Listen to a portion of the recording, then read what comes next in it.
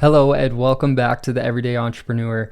In this episode, I was able to interview Timberridge Fireplace, who actually built my fireplace that I have in my personal home. In this episode, I interview them on how they built their fireplace business, their background, and how they jumped into being entrepreneurs. They talk about how you just have to do it. If you're looking to start your own business, you have to watch this episode because we talk about really what it takes, and it's not a whole ton. Welcome to the Everyday Entrepreneur Show. My name is Cameron Ure, a real estate agent, investor, and entrepreneur. This podcast is for the everyday person all the way to the CEO wanting to build, grow, or scale their business to the next level. Our goal is to educate, network, and motivate so all of us can become everyday entrepreneurs.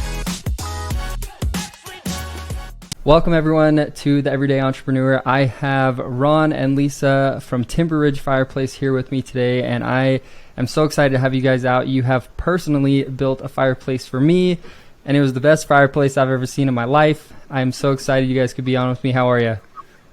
Good. How are you? Good.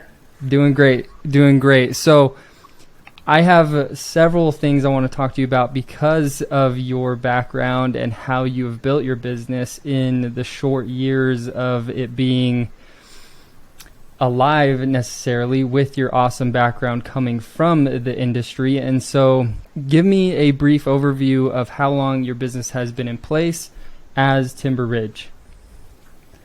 So we've been in place for 3 years. Mm-hmm. Started 4 or 5 months before COVID. Yep. COVID had us running scared for a minute until everybody started moving to Utah. And our business blew up.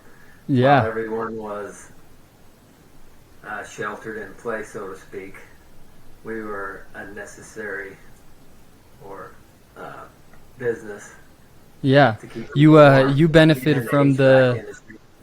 Yeah, you benefited from the stimulus check that came through. People were like, why would I not want to spend this on a fireplace? And boom, your business grew from there.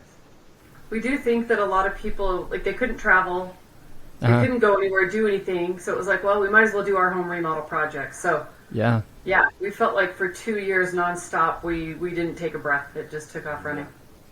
So I know this is probably a double-edged sword type of question, but do you feel like you hit the gold mine of there's a lack of service providers for this type of product for a full build out of a fireplace, or do you also feel like the market with the stimulus package, with people wanting to remodel their homes, also benefit your business growth? Yeah, it's a good mixture of both. When we first started, of course, we couldn't see that coming as far as COVID goes. But I knew there was a niche market for fireplaces, for a full service design and build fireplace shop. I've been in the hearth industry for about 15 years, previous to opening our business, and I saw the need. And the good thing about the fireplace shop, you have a product and a service, so you benefit from selling the product, obviously, and then with our service, full service, we can go out and install them. And amazing. Design, install, right up to the finished product. Cool. So I have a lot of people that talk to me or reach out to me about building a business or growing a business, and they have this idea, and you obviously had this idea. You've been in the industry forever, but what were the steps you took to really identify the need in the market and to start your business? Because a lot of people just don't really know where to start, and so how did you take the first step into it? I went into a distributor, it's a Napoleon distributor, and talked to them about opening it, being a dealer for them. And they were very helpful in that they provided some products to put in our showroom and gave us pointers on what to do.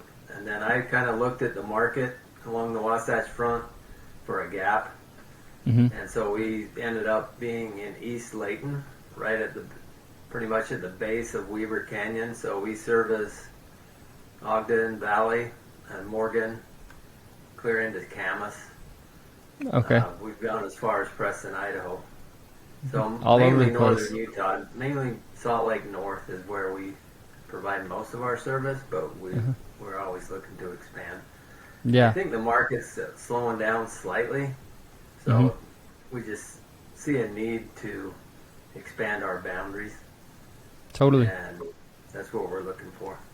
That's awesome. So you honestly just took a step towards something, talking to a distributor, and that first step is what got you rolling, because you got some items to place in your showroom, and then obviously you had the skill prior to, and when you found a customer, you could put two and two together, and Timberridge was birthed out of the pretty much thin air. Obviously, it was 15 years of incredibly long learning years of obviously learning the industry, perfecting your craft, but you going into business yourself, it was just realizing there was a need for your services and taking that first step to start something.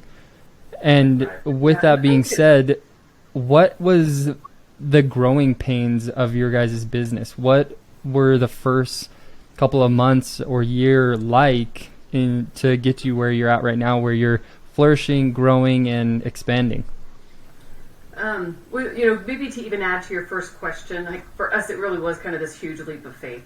You kind of run some numbers. I don't feel like we had some big sophisticated process to making the decision. There wasn't some big market evaluation.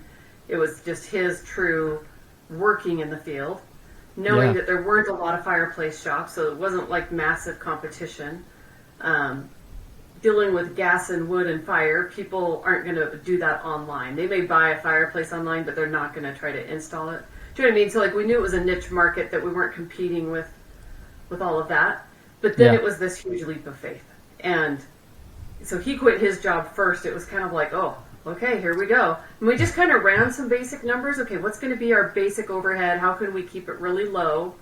And then how many fireplaces would we have to sell to compensate for what he had been making? Okay. And then if it does well, then I can consider quitting my job.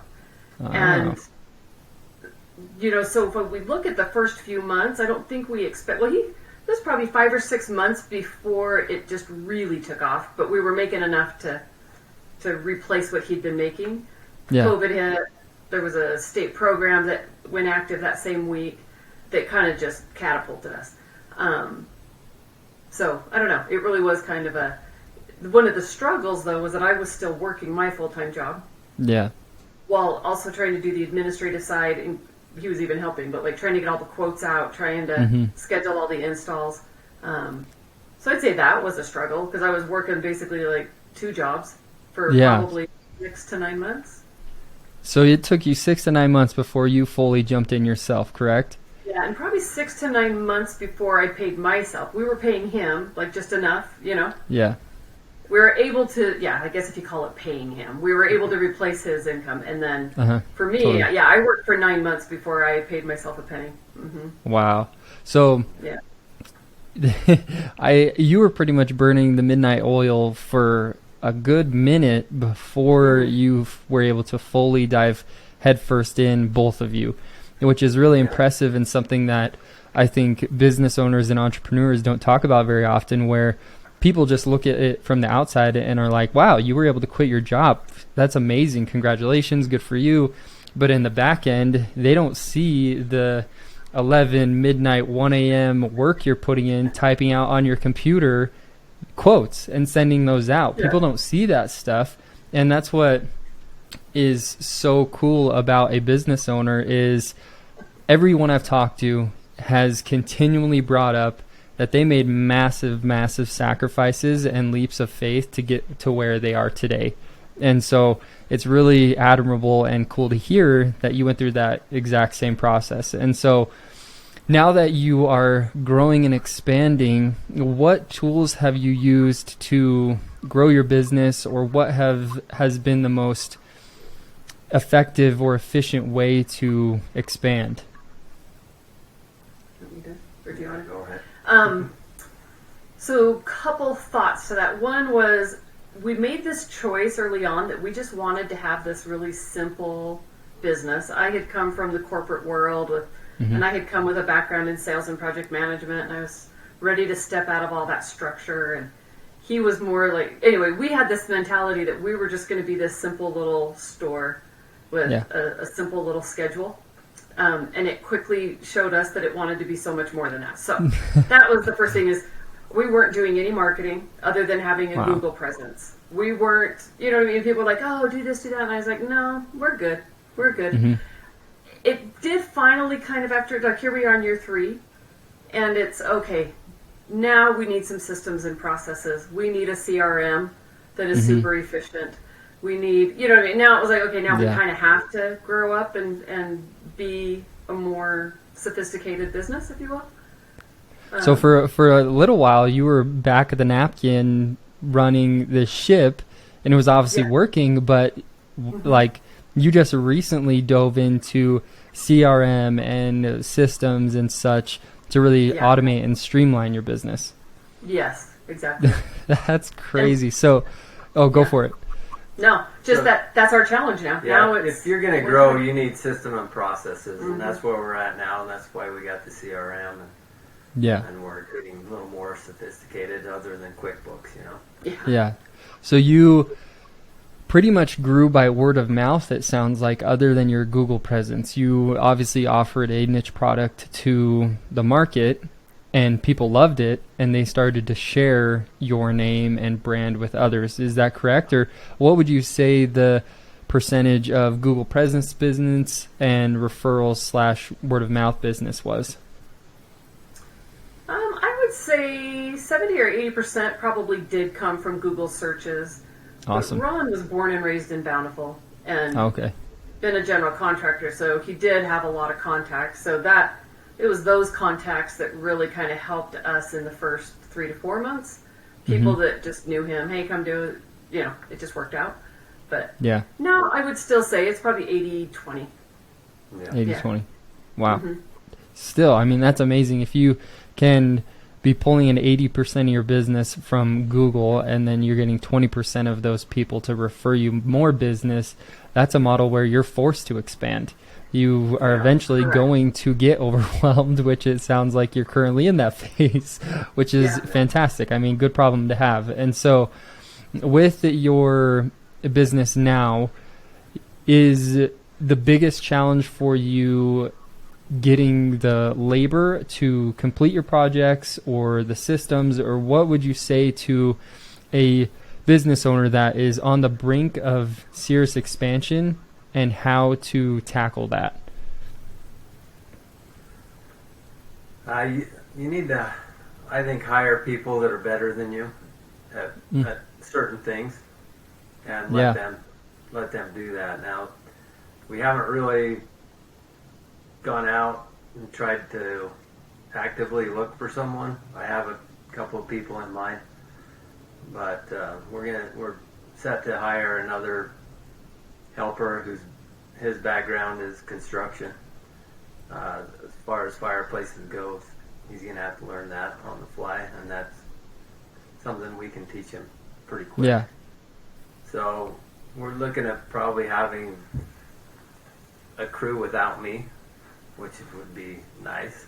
And then I could concentrate more on sales, and that's where we're going short term right now. Yeah. Short term, that's the plan. Long term is hopefully to fully automate, where you have a team running those aspects of the business for you, and you can just oversee operations and such. Yeah.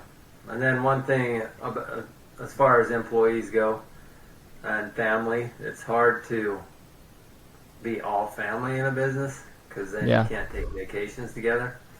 That is hard. You can. You just have to shut the whole operation So down. we closed for a week last summer and went on a family vacation. But you need to diversify in the people you hire. Yeah, interesting. Because you're, like we were talking a little bit previous. Oh, sorry, go for it. Oh, I would concentrate on like diversifying the employees more. Okay, yeah.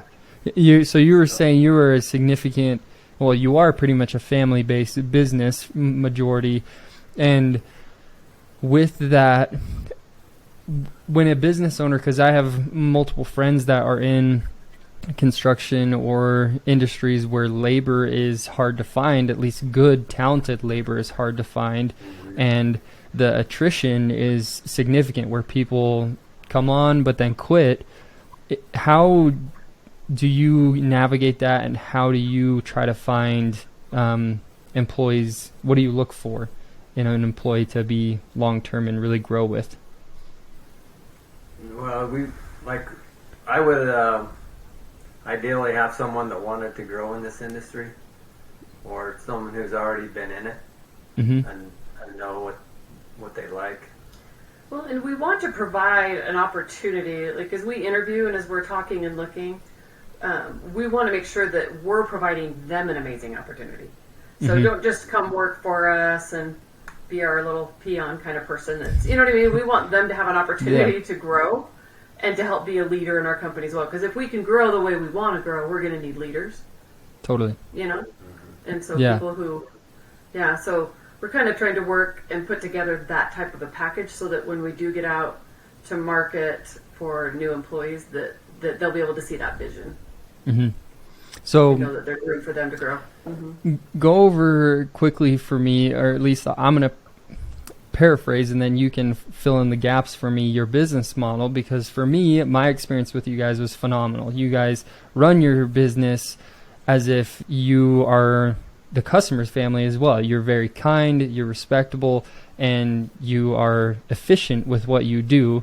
And so from my experience, you pretty much go from the design and idea of a fireplace to also placing the fireplace product and building out the structure of the fireplace.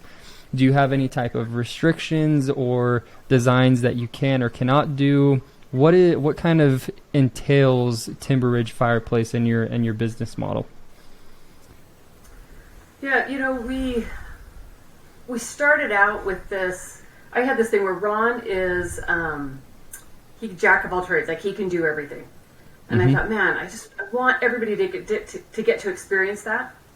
Yeah. And he's doing it for someone else. Anyway, I thought if people just could have one contractor who would come in and do the whole project, and the things we hear in the industry are, people don't show up. They don't even return a phone call. Like we have a number of customers, like we're calling subcontractors and people, and they won't return calls. If they do, they don't return with a bid, or if they do return with a bid, they don't show up to do the work. And just taking a lot of pride in being able to say, like, that we got you. So Ron's background, obviously, being that he's just, I feel like, expert in a number of the construction fields and enjoys doing it. It's an art and a craft for him. And then my background was sales and project management, and I did that for 25 years. So I had already come with that, and I thought, well, God, that would be a good team if he can go work his craft and I can take care of the administrative side and the sales side. I think we'll do okay. So that's really the mentality we started with. And I feel like that's really what we're trying to do, is provide our customers with something different than what they see in the construction world. Yeah. That people will return phone calls. They will answer your questions. They'll think of the details for you, help you with your design. We have competition that, well, I shouldn't say just others in the industry. Like their objective is to go out, put in a fireplace, connect a gas line, hook up your venting, and go. They don't do any framing. They don't do any. We literally went into a house. It just was sitting on the floor with no framing, no wall, and the customer's like, "Will you finish it?" Yeah, so, it was installed by way. Yeah, and that's what they do. But their goal, and I shouldn't speak for them. This is my perception of their goal. How many fireplaces can we install? And then they also don't have to hire skilled labor. They can just hire installers, get them certified to do gas, get them in and out, and they make more money. And our feeling was, it's not about making a ton of money. We've never said we need a ton of money to be happy. It was, how do we provide a service? And how do we feel good and find satisfaction in the end result? So that's been our thing. And I think some look at us and think, you guys are kind of crazy, because it is harder. It is harder to manage a whole project, and it's not as profitable by any means. People probably think like, oh, that's a lot of money for that finished work. But that's not where we make our money. That's the service side. Yeah. So the amazing part about all of this is I went through the exact process you just described as a customer. I was getting bids. I was looking pretty much everywhere. And for somebody to build a fireplace, it didn't exist at all. It was very hard to find somebody that would do majority of the work, to have a fireplace, to frame the fireplace, to either sheetrock or drywall or plywood, all of that. Nobody would do it. And so we were looking all over the place, and you guys finally were like, yeah, we're here to have your back and do all of it. We'll connect you to the people that can take you from a blank wall to a finished product, and you delivered, which is fantastic. I'm going to ask a controversial question now, potentially. What's it like, and how have you navigated a husband-wife business relationship? How have you felt like that has, I need to speak lightly, affected you guys or your business? Well, I can start. Go for it. I've been in the construction industry, since 1998, and I've never had. Lisa and I have been married for 7 years. Prior to that, I've never had a partner in business, right? So when I was in a general contractor, I would do my own bids. I would do my own billing. I was running all over. I was burning candles at both ends.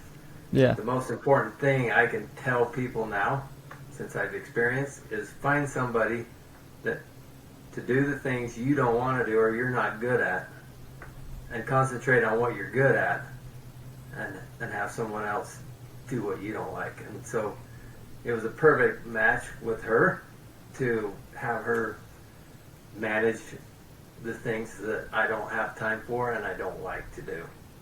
That's awesome. And that's the biggest difference. As far as being husband and wife, you never punch out, really. Yeah. Say, when we're doing the whole tax write-off your home and your office, we'll just write off the whole bedroom, because you lay in bed at 10, 11, 12 at night, you wake up at 6 a.m., and you're discussing job details the entire time. Yeah. We're always like, oh yeah, we're turning that off. So we're trying to get better at that. Yeah. But as far as any conflict or whatever, nothing at all. I mean, it's been good. Yeah. I mean, I we couldn't feel have a better incredibly partner. blessed. I will tell you that. We're both we look at each other all the time and go, wow, did we really just do this? Yeah. And it's been fun to do together. And I've prior to being a general contractor, I worked in the corporate world for 20 years, and always wanted to get out. And I say, anybody who wants to start a business, just do it. I mean, there's so much benefit to owning your own company, and the tax write-offs, the things that you pay for already, like your vehicles, that's a write-off, right? So your business pays for all that. Before, you're paying for it all with your wages. It's just get out of the rat race. And find that business that you love. Find a business that is needed and go for it, because I'm 60 years old. And the lights just come on for me after starting this business. Yeah. It's like it's too late. So hey, I don't know about that. I still got another 10 years in me, hopefully. For sure. Hence the reason we need to find those next people to come help work in our companies, right? But start early. 'Cause I can't stress that enough. Get going. Yeah. I mean, don't work for the man. Yeah. I love talking, and the reason I brought up the prior question is because I get myself in trouble with my wife all the time, where business is the only thing I do talk about, and she's not a part of my company, but she is. And that's the cool part about being a business owner is regardless if you work with your companion, they are 100% your business partner, even if they're not in the operations of the day-to-day stuff. And so kind of transitioning into a different subject, for those, like you were just talking about, that are wanting to start a business, it doesn't have to be something crazy. I think a lot of people are like, okay, I would love to start a business, but I just don't know what to do. That's too overwhelming.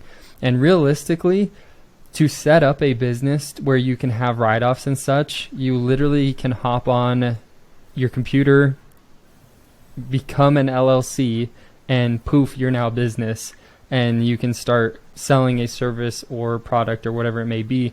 It's so much easier than people think. You just have to take that step.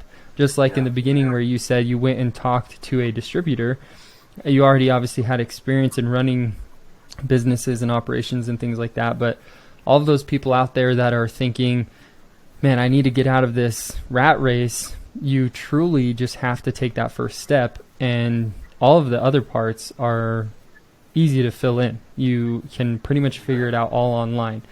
Obviously, it's a journey from there, but for you guys and your business and operations and such, what would you bullet point are a couple of things for somebody wanting to start a business to do in the very beginning to set yourself up for success? I would say, like we formed our LLC in like a night.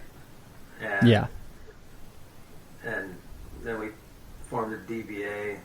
Like we had an accountant that we have this. Got it all out. Yeah, the CPA is good to have, and it sounds like CPAs are real expensive. They're really not.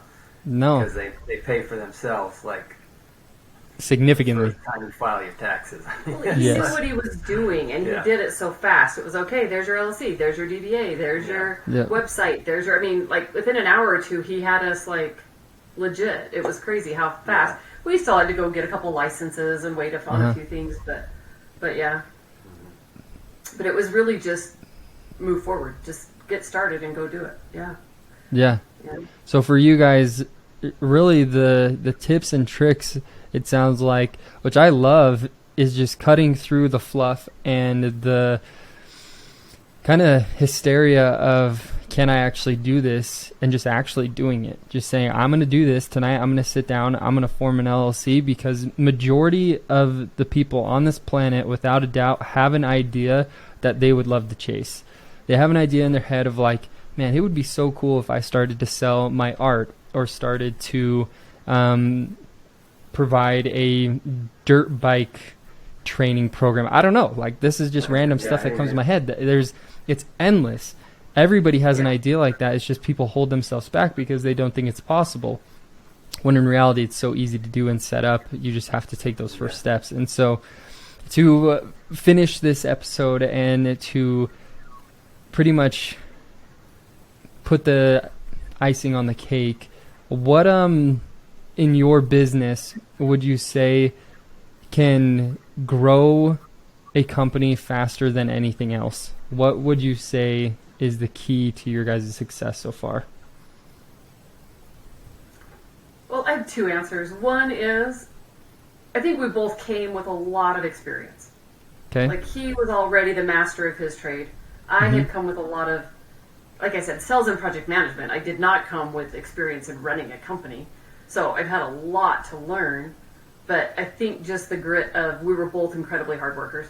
We both work hard. We have our whole lives. So good work ethic was already there. The other part, and this may sound cheesy to some, but honestly, I just felt like it was God's blessing. I don't know. I'm like, I don't think we could have predicted, or like that it was really so much everything we did. I just felt like, I mean, who could have predicted the timing of COVID, and that the state was going to give out these vouchers? We knew the state gave out vouchers, and they would give out $25, like 25 of them at a time, to people who would convert from wood to gas. Yeah. So they would give them like $3,000 toward a fireplace. Well, they gave out over 100 of them that day that COVID lockdown happened. And that was pretty much like a month after we opened our doors. And so while everybody else was at home, sitting in their lockdown, we're like, well, can we come over and do a site visit? Yeah. And so we just hit the ground running. We never took a breath during that whole COVID shutdown. We were working our tails off.